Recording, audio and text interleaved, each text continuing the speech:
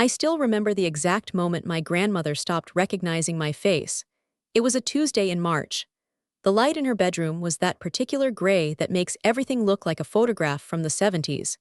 She was sitting up in bed, propped against 3 pillows I had fluffed myself, and she looked at me with the polite confusion of someone trying to place a stranger at a party. "Are you the nurse?" she asked. Her voice was thin, but her manners were still intact. Rosa never lost her manners. Not even when the morphine made her speak to dead people. Not even when the cancer ate her spine like termites through old wood. "I'm Maya Abuela," I took her hand. The skin was tissue paper thin, blue veins mapping rivers I had memorized over 3 years. "Your granddaughter," she blinked. Something flickered, a candle in a draft, and then it was gone. "How nice," she said, patting my hand with the rhythm of a queen dismissing a servant. "Would you tell my daughter I'll have my tea now?" My mother hadn't visited in 11 months. I didn't correct her. I went to the kitchen and made the tea exactly the way Rosa liked it. Chamomile with a teaspoon of honey, steeped for 4 minutes, served in the yellow cup with the chip on the handle. The cup she'd used since I was small enough to sit on her counter, while she told me stories about the house. About how her own grandmother had built the kitchen table from oak that fell in the 1938 hurricane. About how the window seat in the living room was the best place to read when it rained, because you could hear the drops hit the glass like fingers tapping a secret code. "That house will be yours," she told me when I was 12, brushing flour from my cheek, after we'd made tortillas together. The kitchen smelled of lard and warmth and something I would spend decades trying to name. "Not because I don't love your mother, because I know what you'll do with it." I didn't understand then. I thought she meant I'd live there. Raise children there. Grow old watching the same oak tree drop acorns on the same patch of grass where I'd skinned my knee at 7, and she'd bandaged it with the calm competence that made me believe nothing bad could last. What she meant was, "You'll keep it safe. You'll make it mean something." I was 31 when I moved back in to care for her. I had an apartment in the city. A job as a pediatric nurse that I was good at, genuinely good at, the kind of good where parents wrote letters to the hospital about how I'd held their hands through the worst nights of their lives. A boyfriend named David who talked about marriage with the casual frequency of someone discussing vacation plans. I gave them all up. Not all at once. First the apartment, sublet to a grad student who left wine stains on the carpet. Then David, who said he couldn't compete with a dying woman, and I didn't bother explaining that it wasn't a competition, that love wasn't a race with one winner. Then the job, finally, when Rosa fell in the bathroom at 2 a.m., and I realized that home health aides weren't enough, that the woman who had bandaged my knee needed me to be the one holding her up. My mother called once during those 3 years. Once. On Rosa's 8icon birthday, she sent a card with a generic floral design and a signature that looked like it had been written by someone practicing forgery. "Happy birthday, Mom," it said. No mention of me. No mention of the fact that I was sleeping on a cot in the dining room because Rosa's bedroom was on the first floor and I needed to hear her if she called out. I didn't hate Diana then. Hate requires energy I didn't have. What I felt was a kind of exhausted recognition, like seeing a storm cloud on the horizon and knowing you don't have an umbrella. She had been absent my entire life, not cruel, exactly, just elsewhere. Other apartments. Other men. Other versions of herself that didn't include a daughter who asked too many questions about why mommy didn't come to the school play. Rosa had been my mother in all the ways that counted. And in that gray March light, as I fed her tea she didn't remember wanting, I made a silent promise. I will not let them erase this. I will not let them pretend this didn't happen. Welcome to Little Bunny Stories. If you're here, maybe you know what it means to love someone who can't love you back the same way. Maybe you know what it costs to keep showing up. If this is your first time, hit that subscribe button. We tell stories here about the women who don't get thanked, who don't get medals, who just keep going because stopping isn't an option. Here's my story. The funeral was small. That was Rosa's request, written in a letter she made me read aloud to her 6 months before she died, when she still had good days mixed with the bad. No church, she'd said, her hand gripping mine with surprising strength. Just the backyard, under the oak. And you read that poem about the woman who stood up. I read it. I stood in grass that needed mowing because I'd been too busy with hospice nurses and medication schedules, and I read Mary Oliver to 23 people who had actually known Rosa. Neighbors, her book club, the mailman who'd brought her packages for 30 years and always stayed for coffee. My mother wasn't there. She sent flowers. White lilies, the kind that smell like funeral homes and regret. The card said with deepest sympathy and was signed Diana in that same practiced hand. I threw them in the trash before the guests arrived. Rosa had hated lilies. She said they smelled like death trying too hard. The lawyer called 3 days later. His name was Harold Chen, and he'd been Rosa's attorney since 1989. I knew him from Rosa's stories, the young lawyer who'd helped her update her will after my grandfather died, who'd brought his daughter to Easter brunch one year, who always remembered Rosa's birthday with a card featuring birds because she loved birds. Maya, he said, and I knew from the way he said my name that something was wrong. Not sad wrong, wrong. There's been a change to the estate. 6 months ago, your mother presented a document, a transfer of property. Rosa signed it. I was standing in Rosa's kitchen. The yellow cup was in the sink. I hadn't washed it yet. I couldn't make myself wash it. What kind of transfer? Full title transfer, the house, to your mother, for consideration of $1.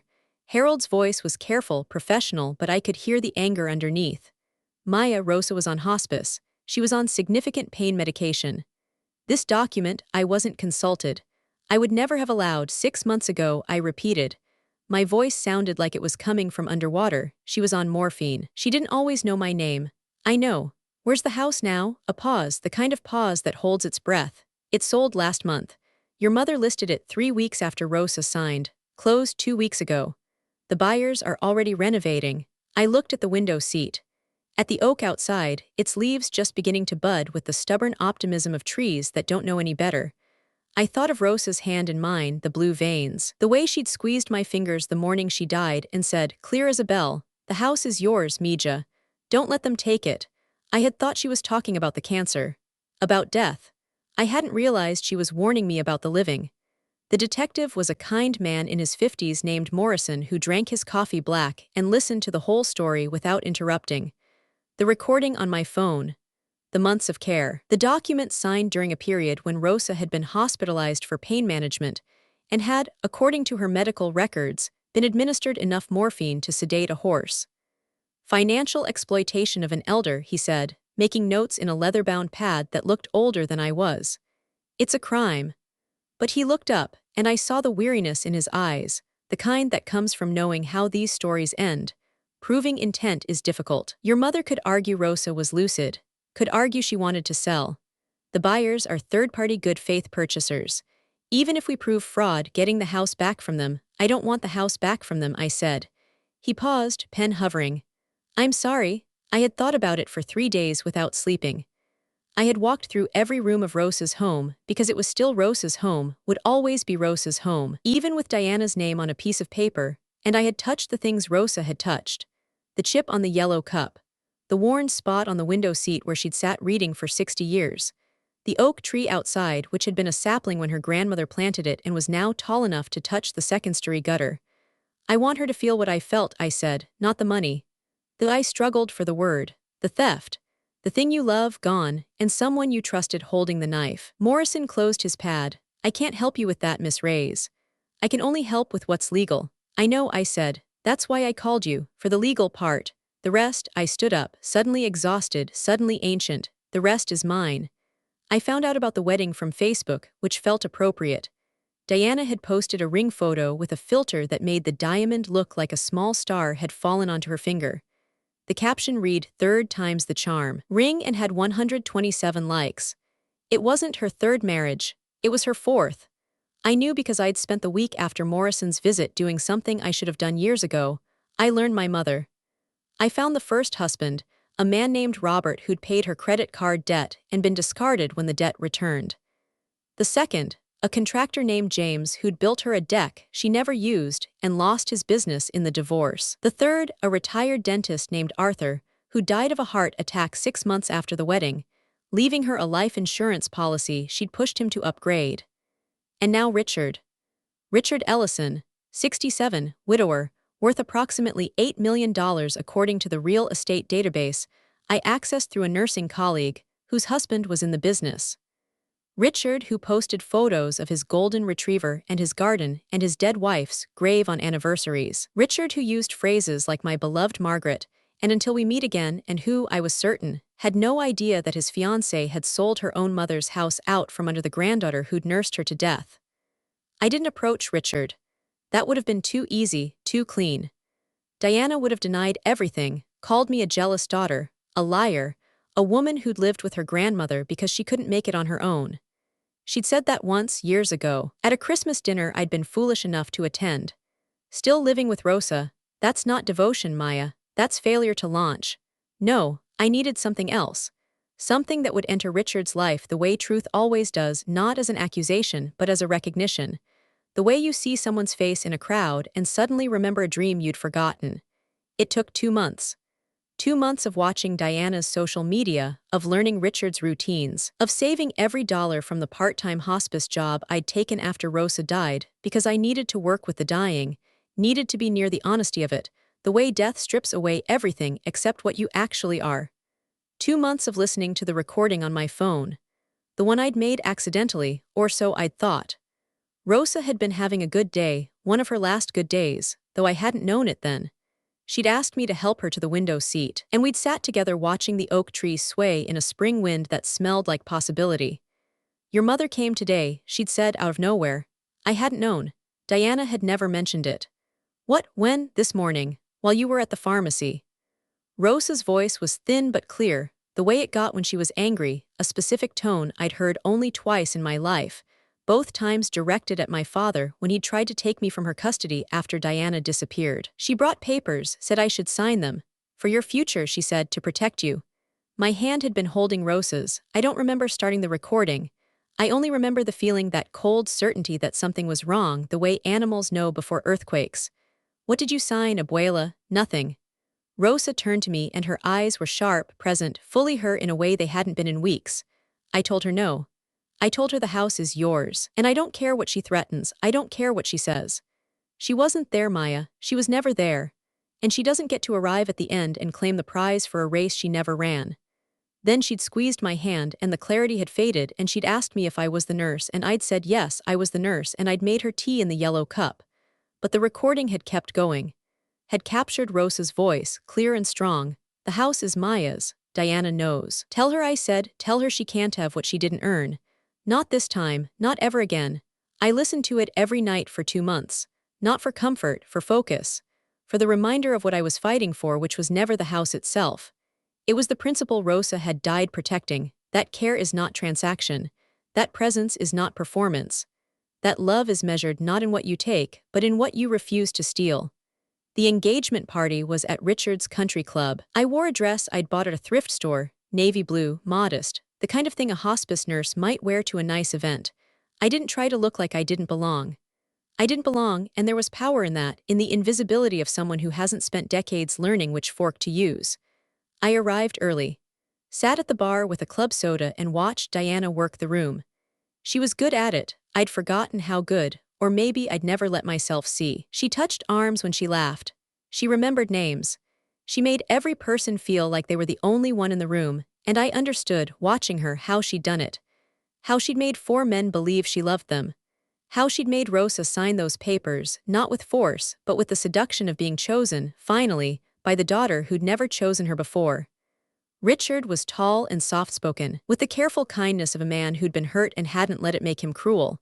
He shook hands like he meant it. He looked at Diana like she was a miracle. And I felt, watching him, something I hadn't expected, pity, not for what I was about to do, for what Diana was about to lose, and for the fact that she'd never understand why. I didn't make a scene. That wasn't the plan.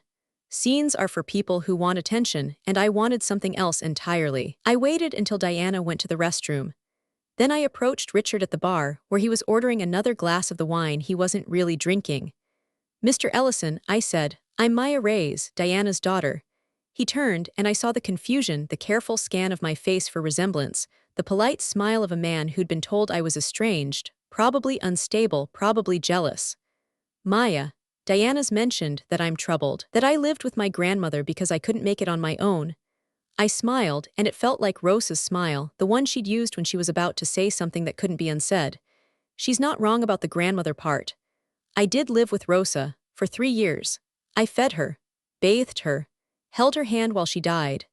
And 6 months before that, while I was buying her medication, Diana visited her and made her sign papers transferring her house to Diana's name. Rosa was on hospice morphine. She didn't know my name that day, but she knew enough to tell me I pulled out my phone, that the house was mine, and Diana couldn't have what she didn't earn. I didn't play the recording loudly. I held the phone between us, and Rosa's voice emerged, thin, yes, but unmistakably her, unmistakably present, saying the words I'd memorized. The house is Maya's. Diana knows. Tell her she can't have what she didn't earn. Richard's face didn't change immediately. That was the thing about truth, it doesn't explode, it seeps. I watched him listen, and I watched something die behind his eyes. Not love, something more important. Trust. The belief that he understood the person he'd chosen. She sold it, I said, quietly enough that only he could hear. 3 weeks after Rosa signed. Closed 2 weeks later. The buyers are renovating now. I have the documents. I have the medical records showing Rosa's medication levels. I have Detective Morrison's case number if you want to verify. I put my phone away. I'm not here to ruin your life, Mr. Ellison. I'm here because someone should have told you before you signed the prenup. Because Diana's good at this, at finding good men who want to believe, at being exactly what you need until she doesn't need you anymore. And because my grandmother spent her last conscious moment protecting me from her, and I owe it to Rosa to make sure that protection meant something. I walked away before he could respond. I didn't look back at Diana emerging from the restroom, her smile bright and practiced, and already cracking at the edges because she could feel it, the way predators feel the shift in wind. I didn't stay for the scene I knew was coming. I'd had enough scenes for one lifetime. I bought the house 6 months later. Not from Diana, she'd lost the sale proceeds in a legal settlement with Richard, who'd proved fraud in the property transfer and recovered damages that left her with nothing but legal fees and a reputation in country clubs that didn't invite her back. Not from the original buyers, who'd sold at a loss when the renovation permits revealed structural issues they'd have known about if they'd researched the property's history. I bought it from a young couple who'd purchased it as a foreclosure, who'd started the renovation and run out of money, who looked at me with the desperate hope of people who needed to believe in second chances. I paid cash. The savings I'd accumulated during 3 years of living rent-free in Rosa's house, plus the inheritance from a grandfather I'd never met that arrived unexpectedly from a life insurance policy Rosa had maintained for 40 years. The money she'd meant me to have, one way or another. I didn't move in. I walked through the rooms, the kitchen with its new cabinets that didn't smell like lard and warmth, the window seat that had been replaced with something from a catalog, the oak tree outside that had survived the renovation because some things are too stubborn to die. And I made a decision. The Casa Rosa Center opened a year later. It's a small building, just the main house and the converted garage, but it's enough. 5 bedrooms for caregivers who need respite. A kitchen where we make meals together, community style. A window seat where people sit and cry or read or just watch the oak tree, which is taller now, which drops acorns on the same patch of grass where I skinned my knee at 7. We don't charge. We run on donations and the volunteer hours of people who know what it costs to keep showing up. I work there 3 days a week, still doing hospice nursing the other 4 because I can't stop, because the dying still need someone who won't look away. Diana sent me a letter once. It arrived without a return address, postmarked from a city I'd never heard of. You ruined my life, it said. No apology. No mention of Rosa. Just that, the accusation of a woman who'd spent her life taking and couldn't comprehend being held accountable. I didn't write back. I didn't need to. The plaque on the door says everything I have to say, Casa Rosa. Donk el cuidado no es gratis, pero aquí sí lo es, where care is not free but here it is. Rosa knew, she always knew, not that I'd get the house, she couldn't control that. But that I'd know what to do with loss, that I'd transform it into something she would recognize. Something that looked like love because that's what it was. That's what it always was. I'm Maya Reyes. I'm 34 years old. And if you're reading this, maybe you're sitting with someone who doesn't know your name anymore. Maybe you're choosing between your life and theirs and feeling like either choice makes you a failure. Maybe you're wondering if the care you give matters, if anyone sees. If the nights and the medications and the slow erosion of self are worth the price. They are. Not because you'll get a house. Not because you'll be thanked. But because the alternative, being the person who arrives at the end to claim the prize for a race they never ran, is a kind of death that outlasts the body. See you in the next story.